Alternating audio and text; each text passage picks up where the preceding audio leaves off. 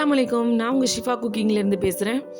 இன்றைக்கி நம்ம என்ன ரெசிபி பார்க்க போகிறோம்னா, ஒரு சூப்பரான தக்காளி சாதம். வாங்க என்னோடய ஸ்டைலில் எப்படி செய்கிறதுன்னு சொல்கிறேன்.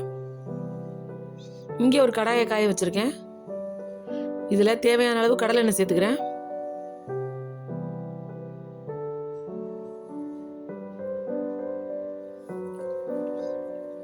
எண்ணெய் நல்லா காஞ்ச உடனே கடுகு சேர்த்துக்கிறேன். கடுகு நல்லா பொரிஞ்சு வரட்டும்.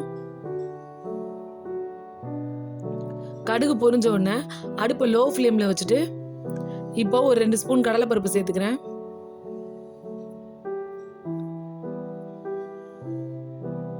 கடலைப்பருப்பு கொஞ்சம் பொரிஞ்ச உடனே 2 ஸ்பூன் உளுத்தம்பருப்பு,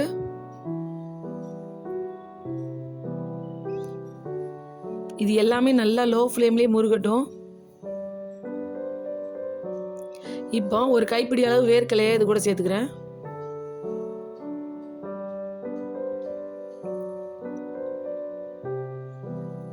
எல்லாமே நல்லா வெந்து வந்துருச்சு.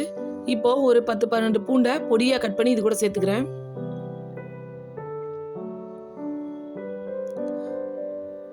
இங்கே நான் ஒரு 7-8 பச்சை மிளகாயை நேர 2ஆக கீறி அதையும் இதில் சேர்த்துருக்கேன்.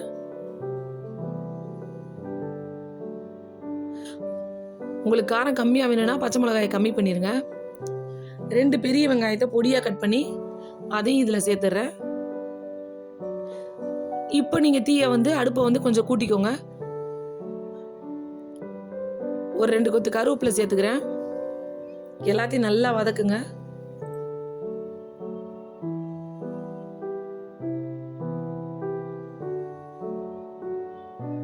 இப்போ வெங்காயத்துலேயே நான் உப்பு சேர்த்துறேன். அப்போதான் வெங்காயம் கொஞ்சம் சீக்கிரம் வதங்கும். பார்த்தீங்களா, வெங்காயம் இந்த அளவுக்கு நல்லா வதங்கி வந்துருச்சு.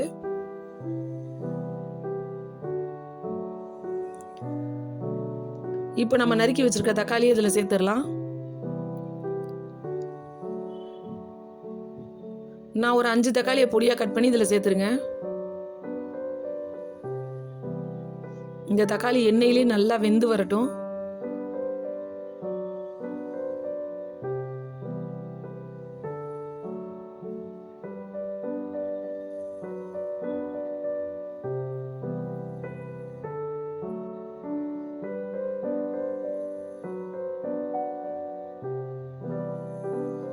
இப்போ காரத்துக்கு கம்மியாக ஏற்கனவே பச்சை மிளகா வேற சேர்த்துருக்கறனால ஒரு 1/2 ஸ்பூன் மிளகாத்தூளும் ஒரு 1/4 ஸ்பூன் மஞ்சள் சேர்த்துக்கோங்க.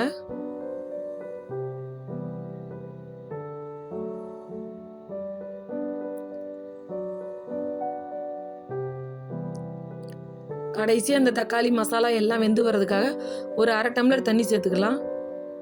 ஏன்னா அந்த தக்காளி மசாலா எல்லாம் வெந்து நல்ல ஒரு கிரேவி மாதிரி வரணும்.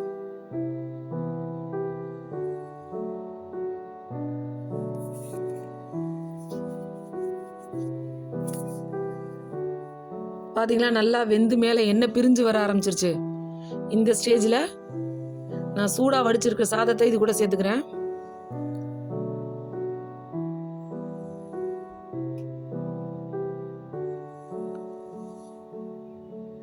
மெதுவாக அந்த சோறை ஒரு பக்கமாக நீங்கள் கிண்டி விடுங்க. இந்த டைமில் அடுப்பை ஆஃப் பண்ணிடுங்க.